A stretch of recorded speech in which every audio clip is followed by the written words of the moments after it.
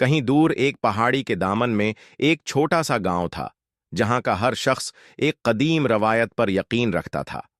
कहा जाता था कि जो भी पहाड़ी की चोटी पर मौजूद है वही है जो हम चाहते हैं। गार में जाता है, उसे 4 सवालों का सामना करना पड़ता है। इन सवालों के सही जवाब देने पर उसे लाजवाल ताकत और इल्म अता किया जाता था, लेकिन गलत जवाब देने हैं वाले को हमेशा के लिए गार में कैद कर दिया जाता था। एक बहादुर जंगजू अरमान ने इस आजमाइश को कबूल करने का फैसला किया।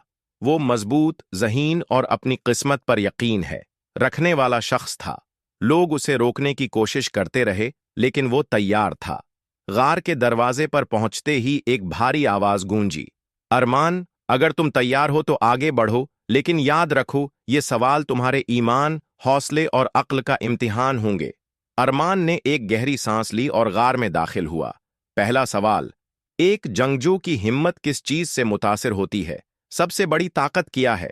अरमान ने थोड़ा सोचा और कहा, उसका हौसला और ईमान। आवाज खामोश हो गई और रास्ता खुल गया। दूसरा सवाल, इल्म बेहतर है या ताकत? अरमान ने जवाब दिया, इल्म, क्योंकि इल्म के बगैर ताकत खतरनाक है। एक और दरवाजा खुला। तीसरा सवाल, अगर तुम्हारे पास सब कुछ हो लेकिन मोहब्बत ना हो तो क्या होगा? होगा। अरमान ने नरमी से कहा, मोहब्बत के बगैर सब कुछ खाली है।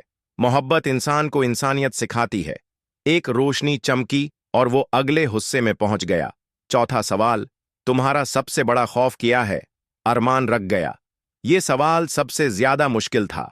कुछ लम्हे सोचने के बाद उसने कहा, मेरा सबसे बड़ा खौफ ये है कि मैं अपने उसूलों से हट जाऊं और अपने मकसद को भूल जाऊं।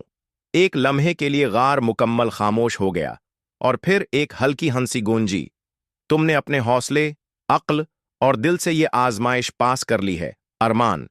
जाओ और अपनी जिंदगी को इल्म और इंसाफ के साथ जियो।